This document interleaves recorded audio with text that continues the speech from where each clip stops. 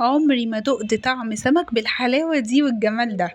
هقول لكم على سر تتبيله خطيره. معاكم سيمونه، دوسوا لايك. اول حاجه انا بفصل الوش عن الظهر، بتطلبي من الراجل يفصلهولك زي السنجاري كده، بيطلع طعمه احلى ومقرمش وطعمه خطير. بحط حبه ميه وخل وابدا انقعهم فيه لمده ربع ساعه، واهم حاجه تكوني منضفاه قبلها. الميه بالخل دي بتطلع اي بواقي مش نظيفه واي دم. شفتوا لحمه بقى ابيض وزي الفل كده. ربع ساعه خلصت، بدات بقى اشطفه.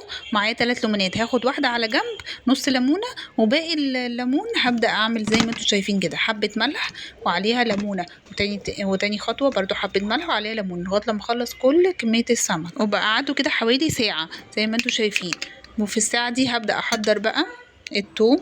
3 معالق توم كبيره، عليهم فلفل اسمر، عليهم كمون، عليهم ملح، عليهم كزبره، عليهم نص ليمونه اللي احنا كنا شايلينها، وعليهم حبه من الخل. وقلبي الكلام ده كله مع بعض. انا عارفه ان كل الناس بتكتفي بالخطوه دي بس صدقوني لو جربتوا الخطوتين اللي قبل كده، الميه بالخل والملح بالليمون، هتفرق معاكم كتير في طعم السمك. ولو جربتوا كمان تفصلوا السمكه على جزئين كده زي ما انتم شايفين، بيفرق جدا في القلي، بيبقى طعمها خطير بجد ومقرمش. الطريقه دي خلاص انا اتعلمتها من حماتي واعتمدتها واستحاله اغيرها.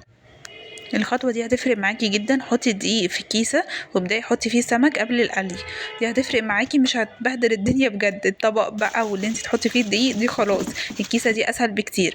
وفي نفس الكيسه بقى بعد ما تخلصي قلي السمك، ممكن تحطي بقى فيها الزيت اللي مش نضيف بتاع السمك، فبتاخد كل حاجه والشوك بقى وكله، لمي كل حاجه في الكيسه دي. شفتوا بقى الروعه؟ شفتوا بقى شكل السمك بجد خطير ويجنن. قدميه مع طحينه بقى، مع عيش، عايزه تعملي رز صياديه، سلطه، جرجير، كل حاجه انت عايزه تقدميها قدميها معاه.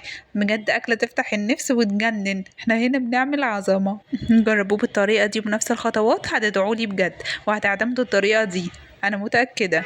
احفظوا الطريقه دي عندكم، ولايك وشير لو عجبكم الفيديو. ما تنسوش تتابعوني، فولو للصفحه وسبسكرايب للقناه.